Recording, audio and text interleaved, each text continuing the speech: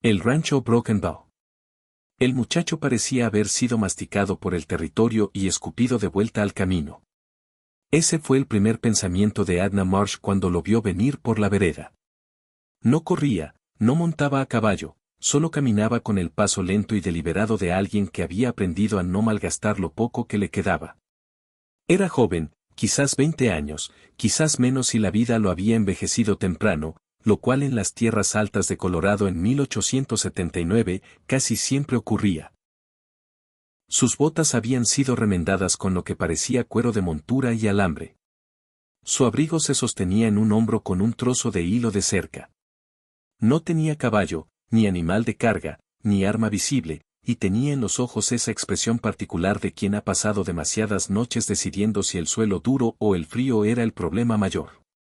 Edna lo observó desde la ventana de la cocina.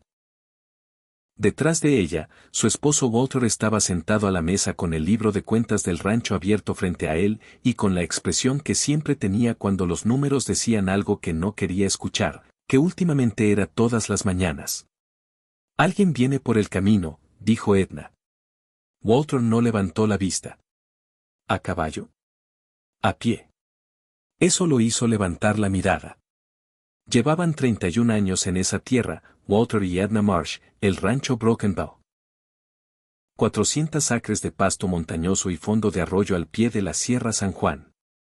Lo habían construido desde 2 cuartos y una plegaria hasta convertirlo en algo real, algo que los alimentaba a ellos, a 30 reses y a un border collie muy opinado llamado Héctor. Habían criado 2 hijos allí. Uno estaba en Denver, trabajando para el ferrocarril y mandando dinero en Navidad. El otro estaba bajo la tierra, en la colina detrás del granero, arrebatado por una fiebre en el invierno del 74, a los 19 años. Tenían 63 y 61 años respectivamente, y estaban cansados de esa manera en que solo pueden estarlo quienes han trabajado duro y perdido duro. No eran perezosos ni estaban vencidos, solo funcionaban con una especie de impulso terco que hacía tiempo había reemplazado a la energía real. Y ya no podían manejar ese rancho solos. Esa era la verdad que se asentaba al fondo del libro de cuentas de Walter cada mañana, pesada como una piedra. El muchacho llegó al portón y se detuvo. Se quitó el sombrero, un gesto tan automático y anticuado que Edna parpadeó. Luego miró la casa, el granero y el ganado visible en el pastizal lejano, y ella pudo verlo pensar, tomar nota, como mira un hombre una cosa que intenta entender antes de hablar de ella. Luego caminó hacia la puerta y llamó. Edna abrió antes de que Walter pudiera decirle que no. «Señora». Sostuvo el sombrero con ambas manos. De cerca era más joven de lo que había parecido, 19 años a lo sumo, tal vez menos. Cabello castaño que se le escapaba bajo la línea del pelo, una mandíbula que todavía no había decidido si iba a producir barba o solo una sugerencia de una. Era delgado de esa manera que significa hambre, no constitución. Y tenía un corte en el pómulo izquierdo que tendría unos 2 días y no había sido tratado correctamente. Sus ojos, sin embargo, eran firmes. No los ojos saltarines y calculadores de un hombre que busca lo que puede tomar, sino firmes, un poco cautos. Los ojos de alguien que ha aprendido que los primeros segundos de una conversación suelen determinar todo lo que viene después. «Disculpe la molestia», dijo. «Vengo caminando desde Durango. Puedo ver que tiene ganado». Miró hacia el pastizal. «Puedo ver desde aquí que su línea de cerca en el sur está caída en 2 lugares y que el abrevadero junto al granero cercano está agrietado. Está perdiendo probablemente la mitad de lo que está poniendo». La miró. «Conozco el ganado. Conozco el trabajo de cerca y los sistemas de agua y los caballos. Si me deja quedarme, me encargaré de su hato». Edna lo miró. «¿A cambio de qué?», preguntó. «Comida y un lugar donde dormir. Nada más». Detrás de ella se escuchó el chirrido de la silla de Walter.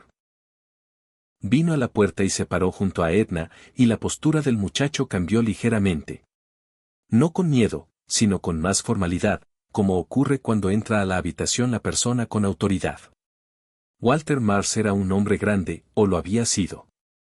Los años le habían quitado algo de amplitud de los hombros y se lo habían añadido al centro, pero todavía tenía las manos y el porte de alguien que había construido cosas con el cuerpo durante décadas. Miró al muchacho como miraba todo, despacio, a fondo, sin prisa. ¿De dónde eres?, preguntó Walter. De Kansas, originalmente. He estado trabajando en ranchos desde los 15 años. ¿Trabajando o vagando? Una pausa. Honesta. Algo de los dos, señor. ¿Qué hay en Durango? Ya nada. Los ojos de Walter recorrieron al muchacho, el abrigo remendado, las botas resueladas, el corte viejo en su cara. ¿Qué pasó en tu mejilla? Un desacuerdo, dijo el muchacho. El otro quedó peor.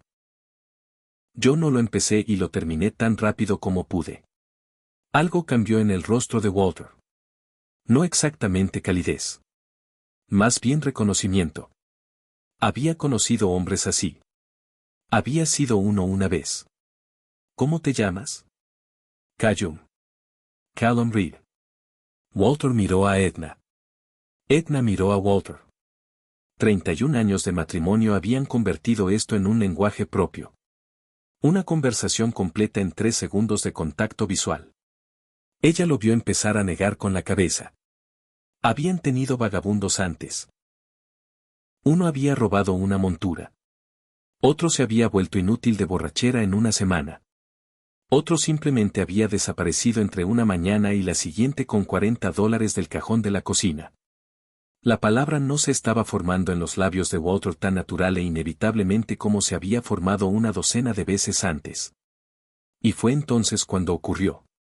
De algún lugar detrás del muchacho, del camino, de la distancia, arrastrado por el frío aire de montaña, llegó un sonido. Un sonido que tanto Walter como Edna habían escuchado antes y esperaban no volver a escuchar. Ganado en problemas. No el quejido suave de animales hambrientos ni el roce de una manada inquieta. Era el bramido agudo y prolongado de reses asustadas, empujadas, moviéndose hacia algún lugar a donde no querían ir. Callum Reed se giró antes de que cualquiera de los dos pudiera hablar. Miró hacia el pastizal sur donde la cerca estaba caída. Su hato se está moviendo, dijo, con calma absoluta, poniéndose el sombrero. La cerca del sur está caída y algo los empujó por ahí. Tiene unos 10 minutos antes de que entren en la línea de árboles y no los va a reunir hasta la mañana. Miró a Walter. Necesito un caballo, dijo, y lo necesito ahora. Walter le dio el caballo. Lo hizo sin pensar, lo cual no era algo que Walter Marsh hiciera. Era un hombre deliberado, un hombre que sopesaba las cosas, pero hay momentos en que el cuerpo actúa antes de que la mente termine el argumento, y este era uno de ellos. Señaló el alazán bayo en el corral cercano y dijo, tómalo. Y Callum Reed ya estaba en movimiento. El muchacho sabía montar. Eso fue lo primero que vio Edna, observando desde la cerca mientras Walter enganchaba el carro con la velocidad de un hombre 30 años más joven.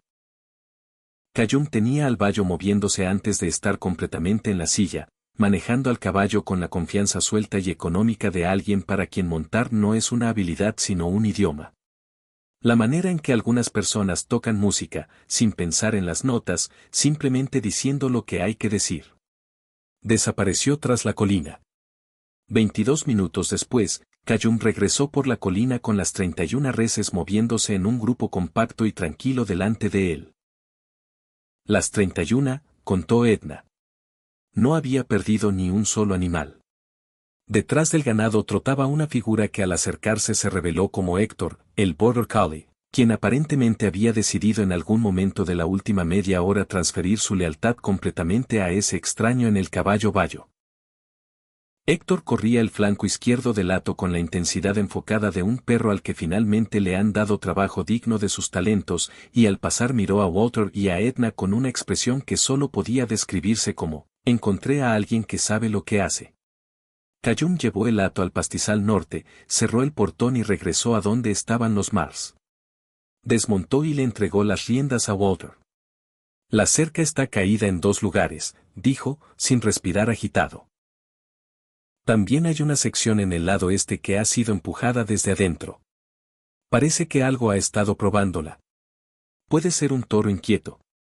Puede ser que algo los espantó del otro lado de la línea de árboles. Quisiera recorrerla mañana temprano. Walter miró su ganado. Miró al muchacho. Miró a Edna. Edna no dijo nada. No hacía falta. Hay un cuarto al fondo del granero, dijo Walter. No es gran cosa.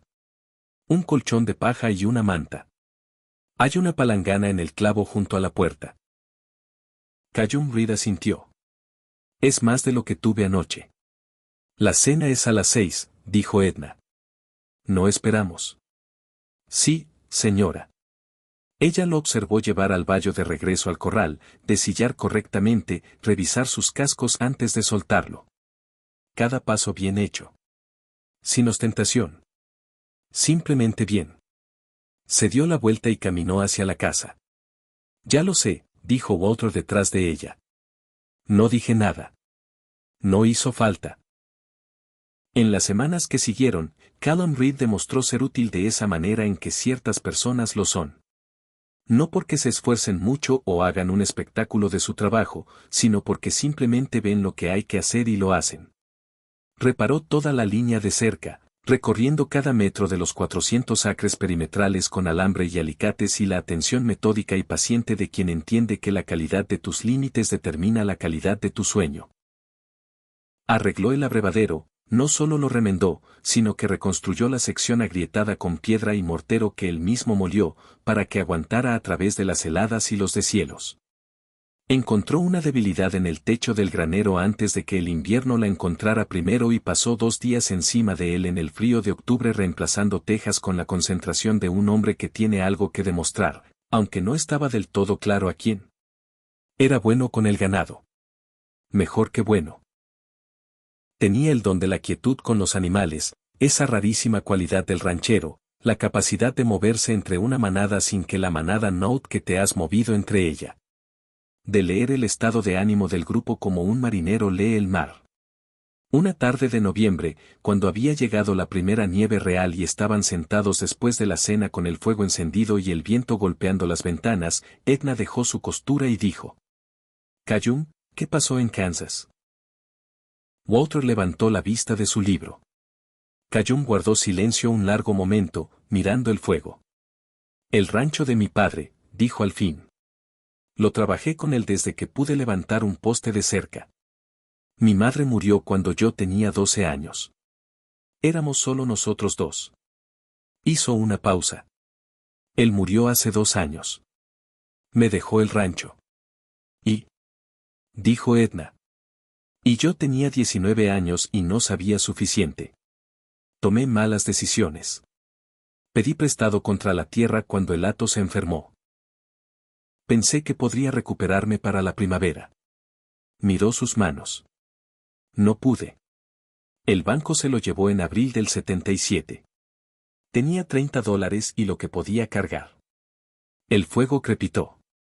He estado moviéndome desde entonces, dijo. Trabajando donde puedo, tratando de... Se detuvo. Comenzó de nuevo. No sé qué es lo que trato de hacer. Solo sé que todavía no puedo dejar de moverme. Edna levantó su costura. Has estado tratando de encontrar algo que valga la pena para detenerte, dijo. Callum la miró. Ella no levantó la vista de su aguja. La mayoría de la gente lo está, dijo.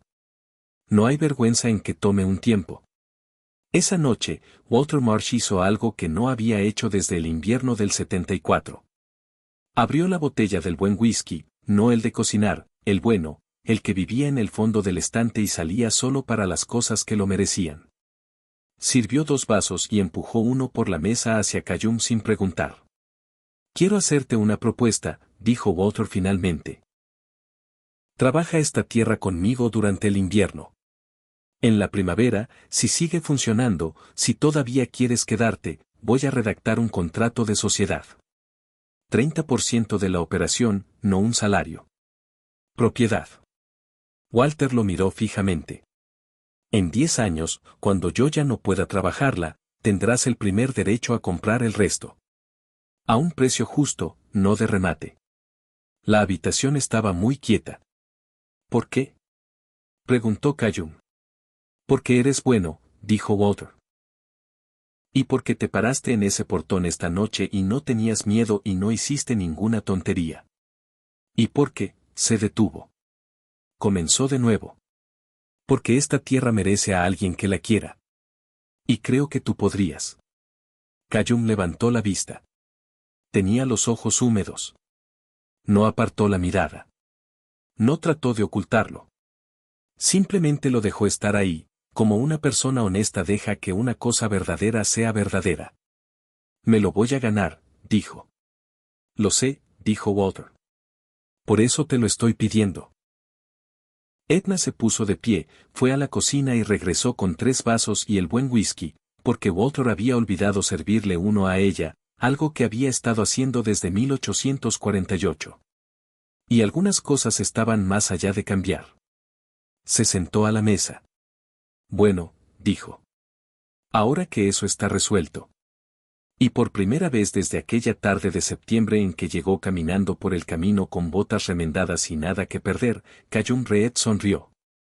No siempre se sabe el momento en que el vagabundeo termina. A veces solo se sabe mirando hacia atrás. Pero termina.